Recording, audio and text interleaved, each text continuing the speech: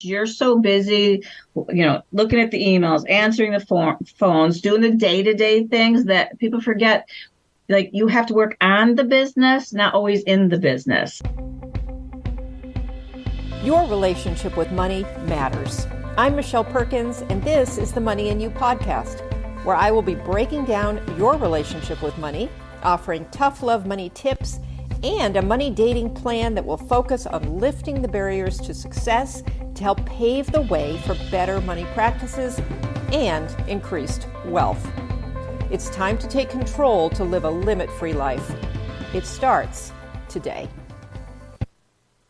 Hello, and welcome to the Money and You show. I'm Michelle Perkins, your host. So happy you're here. We have a fantastic show today. We're going to really dig in to profitability in your business. If you are a business owner, we're going to be talking to an expert who has helped beauty businesses, salon owners, and people in that industry to excel. And we're going to bring her in just a moment. But you can apply this to many businesses. So this will be a great show for anyone who is really focused on getting some profits out of all the hard work that you're doing. So I'm going to introduce Karen Pudetti. Karen is a mom first to her two daughters. She graduated with her accounting degree and worked for CPA firms and Fortune 500 companies. Prior to starting her own business in the beauty industry, she bought a 16,000 square foot building, which is home to Luxe Salon, Spa, and Laser Center. With her financial background and the success she's had with Luxe, she started consulting with salons and spas across the United States. Karen is an expert at taking unprofitable businesses and turning them around to be very profitable. Her consulting includes business plans, programs, and systems to take your company to the next level. As a coach, her goals are to inspire people to become a savvy business owner and empowering leader. She would guide clients to personal and professional success, and as a result, you see your life profits grow, your potential reached. This year, she launched a clothing line called Badass. Badass was created to showcase that everyone can be their own badass. Karen has two beautiful daughters, one enrolled in college and one in middle school who has ADHD. Her youngest daughter has dreams of becoming a veterinarian. With that said, people with ADHD have difficulties focusing, typically have behavioral problems, and often can't sit still for too long. Badass was brought to life to show her daughters that women can do anything they put their minds to. Her goal for Badass is for women to dream big, swing big, and live big. The proceeds will go toward a foundation to provide funding for non-conventional schooling, such as cosmetology, vet technician, or even LPN. Welcome, Karen. Hi, how are you? I'm good. And I put my mind to not coughing during that bio. I started tearing up, but I did it. So I'm going to have a drink of water here. Thank you so much for being here. I'm really very pleased to talk to you. We spoke briefly, and you just are a wealth of knowledge. So do you want to give us some background on how you got to this place where you're doing this? Yes. So when I was younger, I think when I was born, my parents were like, you're going to college, you're going to college. So I grew up with that mindset. I was going to college. And at one point, I didn't really know what I wanted to do. And I think at around the age of 19, I kind of knew in my heart of hearts, someday I'd want to own my own business. Mm-hmm. So my dad was the one that says, well, if you go into accounting, it's the backbone to any business. So he says that would be a great place to really start. And I thought, oh, that's true. And I was always interested in money and how to make more money, even as a little kid. So that's what made me go into accounting. And then, I worked in the CPA firms and I went to the big companies and did that. And it came down to like one day, I'm like, this is not exciting me. I don't have passion to come here and, do somebody else's accounting. I felt like I was missing something. And I remember when I was small, my mom used to teach modeling. So my sisters and I got to go with her to work, and it was a big production day. They were doing commercials, runway work. And my sisters and I were young, and we each got to have our makeup done, our hair done. And I remember I was like 8 or 9. And I remember walking in, a young little kid. And I remember when I was all done thinking, oh my God, I actually look pretty. And it was just I remember the way I felt inside. And I remember thinking, I could do anything I want. I just felt so powerful and so mature and ready to go. So as I back, as I got older and I was like, what do I really want to do? I kept going back to that feeling. And I really wanted to make people, particularly women, feel good, look good, be their best that they could be. And so then I went back to school and I got my electrolysis license, my aesthetics license, waxing, then my laser certification. So and I knew that I wanted to be a bigger salon spa. So that's kind of how it all progressed. Wow, I love that. And I love that you started with the accounting degree. It is the foundation for so many things. And I do think it's a great background to have. And if you don't know what you want to do, that was good advice. So yes, it was probably the best advice he could have given me because it's helped me throughout everything in life, really. Yeah. That's great. So you've built this career in this company in the industry that you loved. And at some point, obviously, you started consulting other beauty salon owners. What brought that to be? Well, I just want to back up a little. So when I first started my business, I was in my home because I wanted to be a stay-at-home mom. Got it. So I had someone come and watch my daughter, and I worked 2.5 days, and I really built up a clientele that I was making, 6 figures working out of my home 2.5 days a week. And then I decided okay, my home is my home. This is getting way too big. So I bought a business that was just a little spa. And inevitably it ended up it was like 30 days from being bankrupt. So I immediately had to turn that around.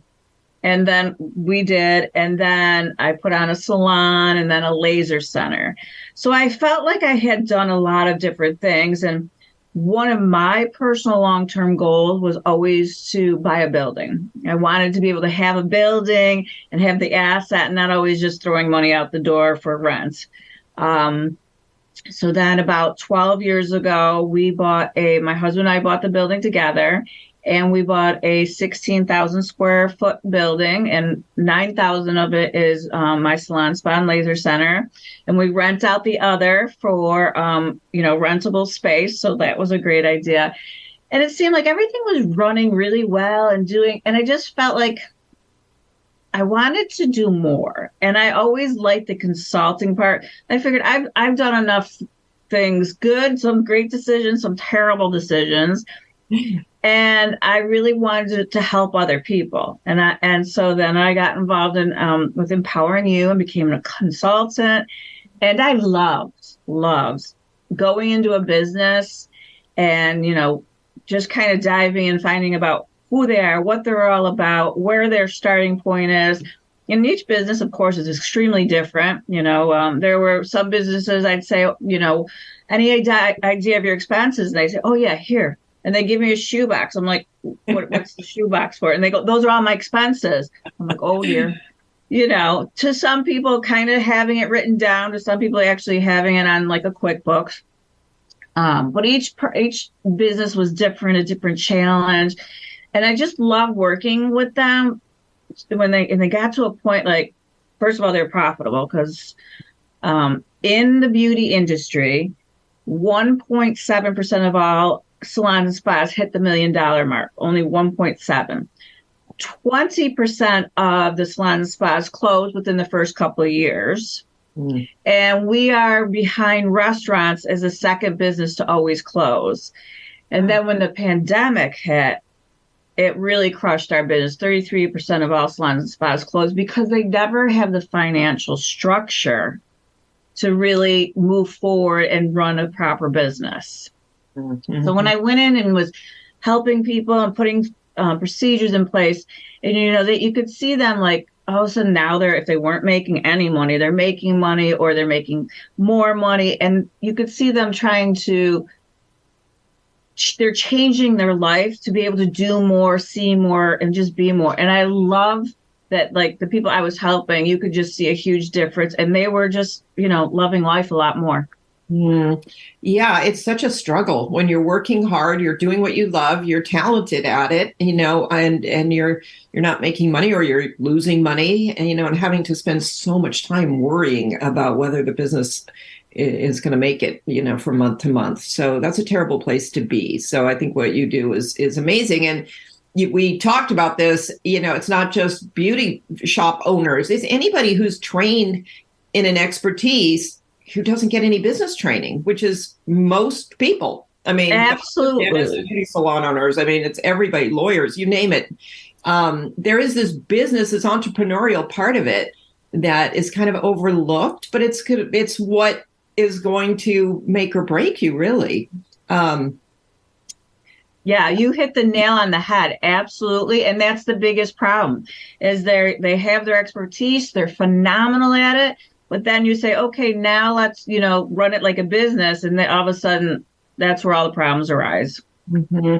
Yeah. And do you find that most people feel like, well, when I get enough customers, profits are going to be like a natural outgrowth of that. That's just going to happen for me if I market well enough and I bring in enough people. Yes, there are some people who think like that. And then I have had some big names in the industry where they were like, they're booked and they have a waiting list and they're bringing in all this money. But again, the business isn't set up to run profitably. And so they're working their butt off and they're still they're in the red. They're not making any profit. Mm-hmm. So it's a mix of they need more clients, but some people they're so established, but they are still not making a profit. Yeah. Okay. Can you give us some insight into why? Oh, sure. Yes. In particularly in the beauty industry, it's a funny little industry because for two reasons. First of all, people see a lot of money coming in. Checks, credit cards, cash. So you see money all day coming in, coming in, coming out. So people see that, but then there's money always going out.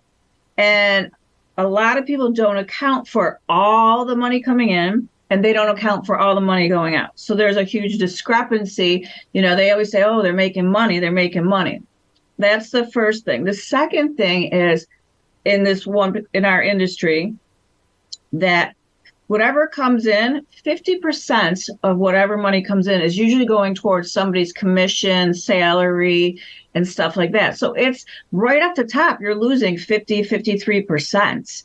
And now you've still got to pay your rent, your electric bills and phone bills and everything else, never mind that your back bar supplies and everything like that. So you really need to have controls and procedures in place to make sure you're profitable. Because if you don't, forget it. Yeah. So are you saying that people are not looking at the right things? They're seeing, and I see this with doctors and dentists, as sort of this process where you see these production reports every day at the end of the day. So they're feeling really good. They're walking out looking at all the money that came in. But somebody in the back is worrying about the expenses. They don't even, that's not even registering with them. So yeah, absolutely. So that's the problem. They see it all coming in. And a lot of people don't worry about, and even the smaller expenses that add up. I've worked with clients and they say, oh, if it's under $1,000, we don't worry about it. I'm like, why? And so they had $25,000 of $1,000 or less that they weren't worrying about. I'm like, that could be your profit, right? Yeah. And so, a lot of people think if it's small money, that doesn't matter. And so I tell every one of my clients, you need to account for every penny coming in and every single penny going out. And then look at and see, of like what percentage is your payroll? What percentage is your back bar cost? I know like my staff, and I've seen it before in a lot of other companies, I want the $6,000 massage chair that all but does, cleans your house. Yeah, I'd like that too, but that doesn't mean we can afford it, right. And I think people don't make their, they think they buy what they want, not basically based on their P&L and their financials. And so, I always go in and say, well, you don't make any decisions unless it can fit into our P&L and we can afford it. If not, it's a no for now. And I think that's a big thing. That's a big thing. I'm so glad you brought that up. And I want to dig into that a little bit deeper because there's so much rationalizing. And I understand it. Investing in that chair is going to, draw all kinds of people in because we're the only ones with the chair. So then how do you navigate that? Because there's some truth to, investing in things and attracting in more. But when you say, look at your P&L, what specifically are we looking at and when can we buy that chair? So what I usually do, for instance, I just bought a new laser. And lasers are about $100,000. So my staff kept saying, well, can we get a new laser like 5 years ago? And I said, okay, I'll buy a new laser when every month we hit this target amount of sales. And if we do that consistently, and that means everybody's working on it, everybody's trying to promote it, and then I will go ahead and buy it. And then, I'll buy it and then give it to the company and kind of company will buy it from me. Mm-hmm. And so we put up a whole string of things that need to happen. And so like my staff buys into that and we break it down so they know they're going to get it. But this is what has to happen. Same thing with my massage department. They want another bed and they are like $7,000. I said, okay. And this is for the massages side by side, a couples massage. And I said, okay, we need to do so many couples massage a month. And when we hit that goal and stay consistent, I will definitely buy another bed. So I don't say no, but I make sure that we can financially afford it. I let them know, they buy into it, and then we all work together to get it. So those are investments where that consistent revenue is going to pay for it. Yes. What about the things that you really do need that maybe you don't have the revenue for, but you almost can't do without? How do you? That comes like to basically in your startup. You're going to put money in at first, but now, for instance, like, based on our like retail sales, whatever we sell this week, we get to put 50% into buying it for next week. And same with our back bar sales. So we look at our sales number and that will help us project exactly what we can spend the next week. Now, if we open up a new line, like for instance, if we buy a new product line or something new, yes, we have to put the cost out there, but I am financially comfortable that that's not a problem and it's not going to be an imposition to us in any way. Yeah. Okay. Wow, that's great. And, I'd love to dig in a little bit to the money mindset that you're seeing out there, these owners' relationship with money, because we do talk about that a lot on this show. So what do you see? I mean, I know you see everything, so it's kind of a lame question, but, some of the highlights of what you're seeing in terms of how people view money, how they interact with it. It is funny because there's a pretty large spectrum. So, and when I first started out consulting, I didn't really get that people's mindsets literally could get in their way and actually stop them from being profitable. Yeah. So when I go in, I'll have a conversation with the owners and like top managers, and I'll sit down and I don't say we need to have a conversation, but it's just kind of, pretty organic. When you were brought up, what were your beliefs around money? And you kind of get to see where they're coming from. Like, for instance, I had a couple that both the husband and wife were taught to work hard, really hard, long hours. And I'm like, that's great. But it wasn't, but they didn't realize you could work hard, but smarter. And then the other thing was that their parents kind of both had taught them when you get so much money, you just give it away to charity, to, your sisters who need it, the aunt who might be sick. You just help everybody around you. To the point, they were kind of getting in financial trouble. So they didn't have like a 3-year or a 3-month reserve. They didn't have like a long time financial plan. So you really have to kind of say, and they would always get to this one mark. They'd be like 80% there to their goal. And as soon as they hit it, they would start giving stuff away, or Aunt Millie got a hip replacement or something. So we had to set up things where they would put their money in a 3-month, like their backup plan, their long-term plan. So they were still doing stuff with it, so they couldn't touch it, but it was going for, if there was another pandemic or something of that nature. So there was a lot of things. Another thing is when people start out, particularly, they want to do everything, top of the line, first class, flashy. The glass door that costs $20,000 to walk into someplace. And when they do that, they don't sit down and think how long it will take for the bills to get paid off. So diving in deep to know where they are, and then you can't say they're wrong, but how are you going to take them where they are and then help them set up for their future as well?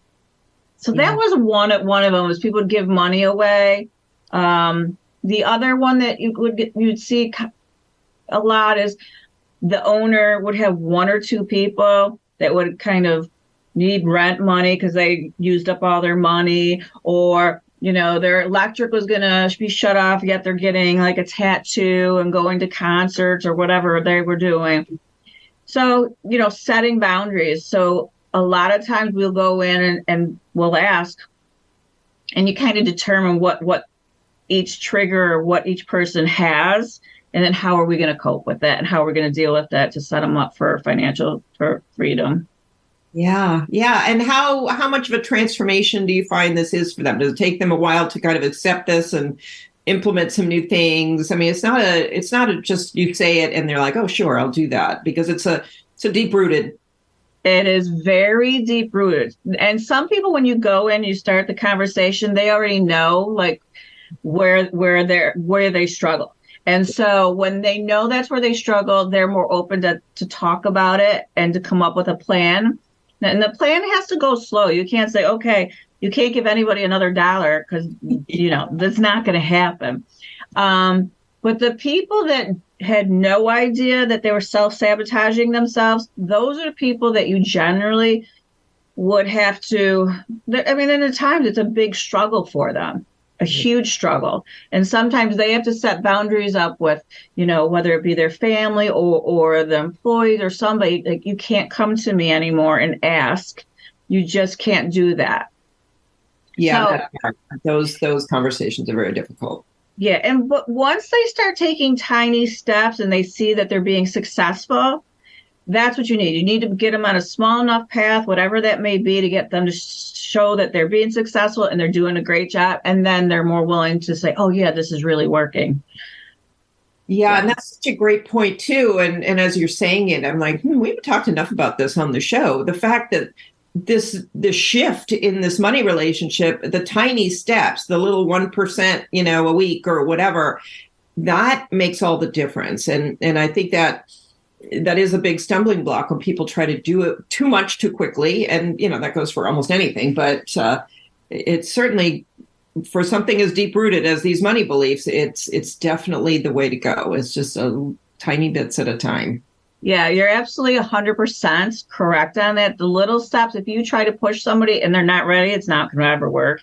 So, and if you try to take a bigger jump than they're ready for it, you're just going to get pushed back. So you're completely correct on those tiny steps, and they start kind of feeling comfortable. So you take a little bit, another step, and they feel comfortable. That's what makes the difference in them changing. And all of a sudden down the road, and everyone's time frame is different. You see this light bulb go off in their head, like, I really get it. I know now. I realize what I was doing. I was never going to be successful because I was just getting in my own way. And it's like, yes, so. Yeah. And those are the things that are truly empowering, because that confidence, that sense of, I can do this, that only comes from shifting slowly like this. That is everything. I mean, that it leads to more profitability, but it also allows, for the regular ups and downs of businesses to not throw you into, a disaster. Yeah, they almost feel like they're more empowered. They have their confidence. They're more successful. They're in control of their life. It's those are some of the things I love to see when people get it. And it's that. And then again, the profit follows, their happiness, the financial freedom. So those are some really cool things to, like I love to see when that somebody's getting it and the light bulb goes off. Yeah. Yeah. I love that too. And what kind of goals, how do you have people set goals for this? Because the other kind of myth I think about profitability is that if you get the equation all correct, suddenly there's just going to be this pot of money sitting in your bank account that like you don't know what to do with, but it doesn't actually happen that way. So no. And you know what? The other thing is, like, for instance, it's like I set goals for my company. And every year, whether it be my consulting clients or everybody in my staff, I have a meeting with them, and we talk about their goals. So their financial goals and their family goals, their health goals, all their goals, and like the wheel of life. yeah. They have to pick them. I can't. So some people come in, they say, I want to make 6 figures. And someone comes in and says, I want to make 25 because I'm only in my 3rd year, whatever it is. So they have to pick them, and then they have to be committed to them. If I told my staff, anybody, or one of my clients, okay, your magic number for the year is, $250,000, they're going to look at me and go, okay, yeah. And they're not owning it. They're not doing anything. So I tell them, you tell me where you want to be in 1 year, 3 years, 5 years, 10 years. What are the goals? And then we start making action items of what we need to do and how we're going to do it to get there. And then I have my clients, they'll put it up in a wall or in their office or somewhere where they can see it every day. And they're kind of looking, I got to still work on this because it's not right. So, I tell them, you've got to be able to see it every day, and every day you got to be working towards it. Small steps. Yeah. So that, there are some people I'll go in and they're like, just start up company. They said, well, I want to make $1 million by the end of the year. And I'm like, okay, well, that may not happen. So what do you think would be a, tangible idea? Yeah, I love that. And we're all encouraged to dream big and think big. And I do think, having those big, awesome goals are important. But I love what you said, because sometimes we do throw out goals that, they get you excited, but that alone is not going to do it. Like, you need to actually see what's the strategy, what are these action steps, and then do the math and see is that, I don't even like to be realistic. I'd rather not be realistic, but there's a level of reality. You also don't want to leap into sort of this magical thinking that is, nearly impossible. Yeah. And I always tell people, why would you set yourself up for failure by setting a goal is really not going to happen?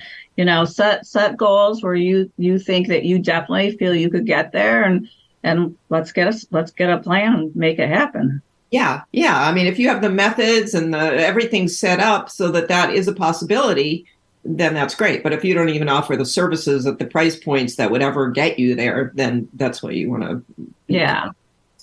How do you address the pricing issue, just briefly? Because that's another place where mindset comes in. Like, I don't want to charge too much. I want, everybody to be able to have my service, or the opposite. There's all kinds of mindsets around pricing, but okay. Well, I learned that the hard way. So, because again, I've been in this business, I've been consulting, I've made a lot of mistakes, and I'm pretty, I'm methodical. And like, if you do anything more than once, you need a procedure for it. So for me, that's kind of comes naturally. So I used to want to give everybody everything. And so, I was talking to one of my good friends about, she was, Karen, you almost are like, what'd you call me? Speak vomit. You're saying so much, or you're vomiting so much crap out. I can't even keep up with you. So I said, okay. So I learned, like, you want to give enough, but you want them to follow through on what you give them first. So I have learned, and different, like, one thing I've learned that it depends on where your business is. If you're a startup, you need one thing. If you're a mid-size, you need another thing. If you're already hitting the $1 million mark, but your next goal is 5 mil, then you need totally something else. So my pricing ranges on a couple of things: the size of where you are now, what you're doing now. Now, if I go into a business and they're already $250,000 in the hole, I've got it in my mind. I immediately think I need to get this out of the hole and making profit as quickly as possible. Mm-hmm. And then I need to also pay for myself within their profitability. So I look at that, and there are other businesses that have a bigger profit margin, so they could probably charge more. And I mean, at one point, I have a coach too who coaches me on this for this reason. So there's a couple of things I really look at. I want to be affordable and I want to really help. But then again, on the other hand, I don't take anyone for a client. Like, I need to know, if I'm spending my time with you, you have to do the work. If you're not doing the work, then I can tell you anything I want and it's not going to help. And I want to help the people who really want it. That's what motivates me and makes me thrive. Yeah.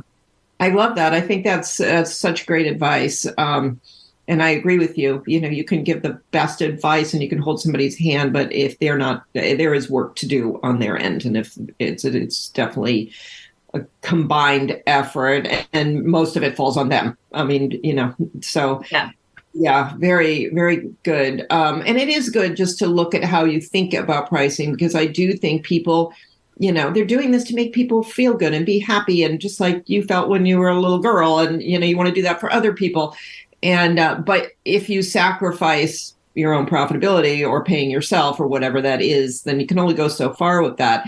There are so many important reasons to be profitable. I mean, immediately we think, I can pay myself out of the business. I can actually, grow some wealth outside of the business. But on top of that, you talked about a 1 year to 10-year plan. That 10-year plan might include selling the business, might include franchising, might include all kinds of fun growth ideas.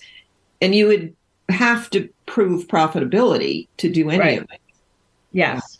Yep. So, I've had the clients who say, I'm in it, I've been in it, I want to be out in 5 years. I need an exit plan. I want to make sure I'm as profitable as possible right now, so that I can show healthy, really good profitability, the P&L, the balance sheets. Generally, when they know they're going to do that, we start talking about, a manual for every different department and everything like that. So yeah, I actually had a client, that was their plan, 5 years out. And they ended up selling their salon. It was mostly a salon, small spa, for over $2 million, because it was almost like a turnkey. Someone could come in and they were going to stay on like 3 months to, iron everything out, do stuff. But like, here's the manual for this. It was detailed to detailed, everything. They're, even on branding notes, how they have expanded their marketing calendar. So, yeah. Yeah, very interesting. Yeah, I love that. And I think, that there is some end goal with any business that you start like that. You may not think about it very much. I think people do get very caught up in the day to day. And so it's hard to take the time, which is also a great reason to hire somebody like you, because you kind of force people to look at these things that they may not make the time to do. And what you just said is another huge problem in any business. You're so busy, looking at the emails, answering the phones, doing the day-to-day things, that people forget, like, you have to work on the business, not always in the business. And so when I go in, I talk to whoever, it's the husband or wife, the partners, I talk to them and like, what are your duties? What are your responsibilities? And generally, most people are working in the business and not so much on the business.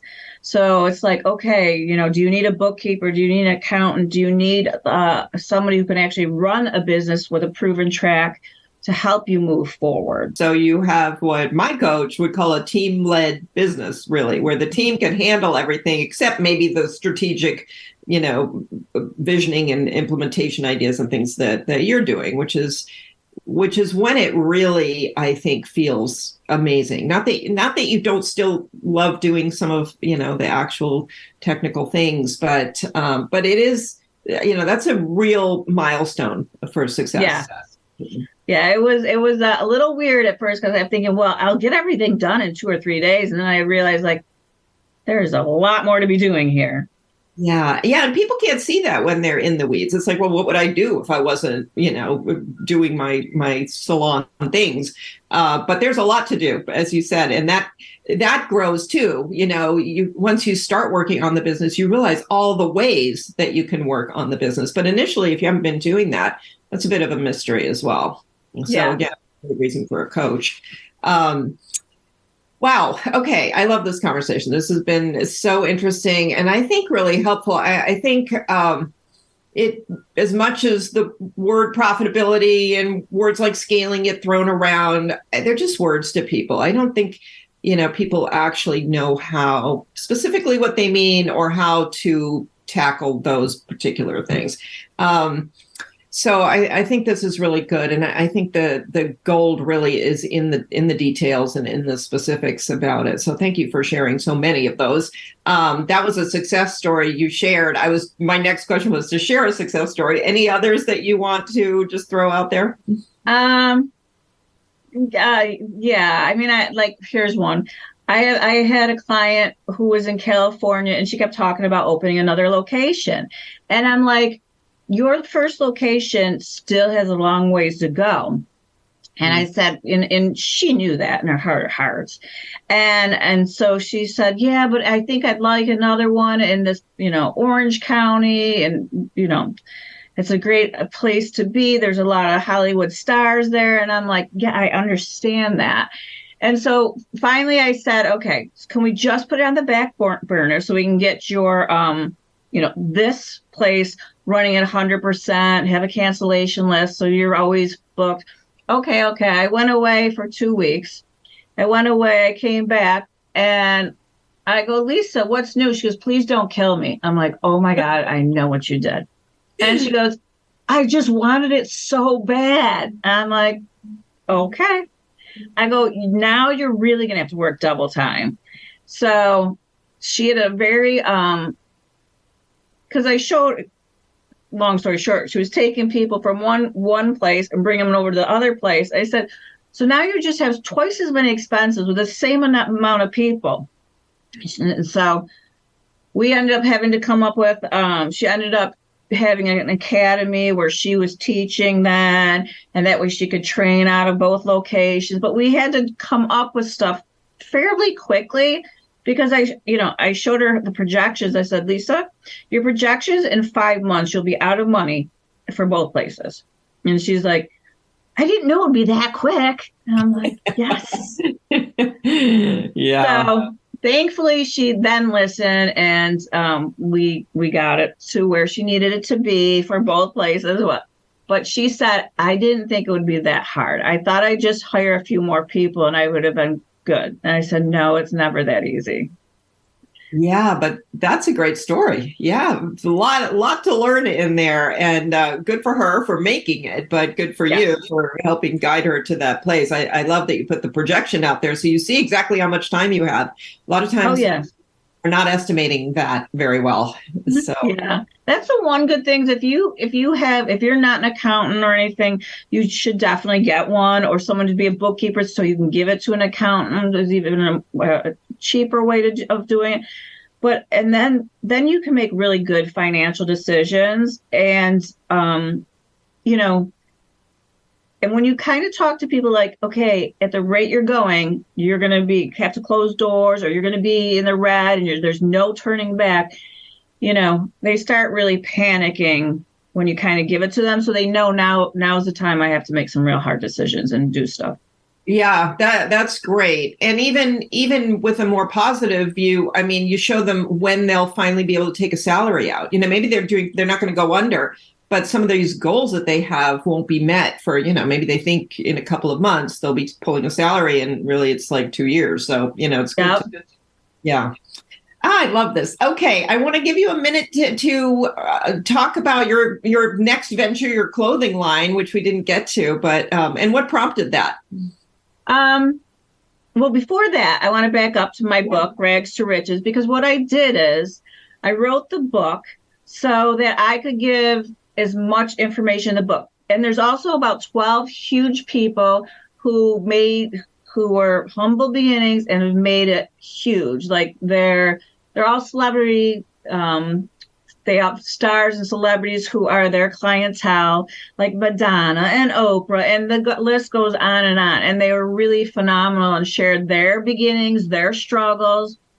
And then there's an assessment, and it goes into teaching. But I did, at one point, my coach said, Karen, this book can't be 300 pages. And I'm like, yeah, but I just want to put everything into it. And so she goes, no. She says, make a course. So I made a course. And it's called Rags to Riches in Action. And it really breaks down every single chapter. And it gives like everything I've done personally that works, all my consulting clients. So it's a really how to do things.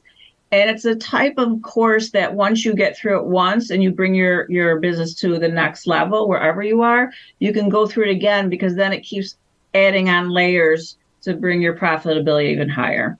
So that was my big baby, is so I can help as many people as possible. So that is my big thing. So yes, I have my clothing line, Be a Badass. And the next thing I want to do is my younger daughter, who has ADHD and wants to do a podcast with me for kids her age. She's 12. And people, they'll say, oh, I have it, but they don't really talk about it. And my daughter goes to a counselor who gives her ways of, fidgeting, thinking, letting things go. And so she would like to talk to people of her age and her struggles, what has helped her, what doesn't help. If I say, go put your laundry away, and all of a sudden she's like in the kitchen eating something with her laundry sitting there, I'm like, what happened? She goes, oh, I got distracted. Or, Mom, you can only tell me 3 things to do at once, because then anymore I forget all of them. So just little things, but to kind of keep it humorous, fun. People with ADHD become very sensitive. So she takes things very seriously and sensitive. And so I think that's something she wants to talk about a little bit. So that's our next thing.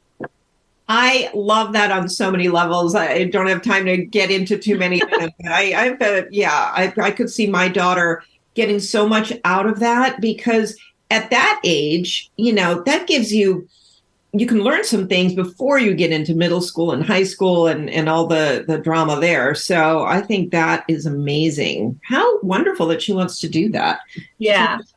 The world at 12. Yeah, no, and I think it's a little good. So I think it would be good for her to have like a peer group that, this is what's going on with me. And I want to ever have this, or, what do you suggest? What are your thoughts and stuff like that? Well, let me know when that starts. So okay. People know. That is amazing. So yeah, you're busy. And I think it's so great. I mean, mother and daughter podcast sounds amazing to me too. That's so great. You can, your first line in your bio is that you're a mom person, and that is very clear. So, and I love that. Okay. Well, unfortunately, we kind of have to wrap up. I will put information about Rags to Riches in the show notes, and audience, please, is that for, I'm assuming that would help any business, not just beauty business? Oh, yes. It would help any business, and it's the basics and the true functions of a business to start up to growing it.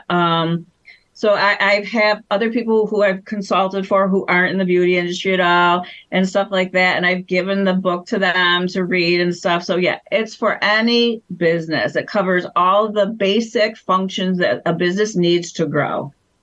I love that. And I'll tell you, more and more I'm realizing, get all those basics in place and then do these big things that are really the exciting things that you're thinking about doing right now. Because I think people leap over a lot of the basics, and that's a big problem.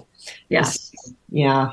Well, Karen, thank you so much for joining us today. And this has been great. I've loved talking to you, and you shared a lot of amazing wisdom with our audience. I'm sure everybody listening is going to really appreciate this. And thank you. Yeah. Thank you so much for having me. I greatly appreciate it. Thank you very much. Well, you're so welcome. This has been a great show. So, audience, thank you for being here. And I hope you will follow, share the Money and You show with your friends. We're here to help you really learn as much as we can teach about money, and in a variety of different formats and with a variety of different topics. So please tune in every week. We're here broadcasting from ubngo.com on a weekly basis, and we would love for you to learn and have these conversations right along with us. So thanks so much. We'll see you next week.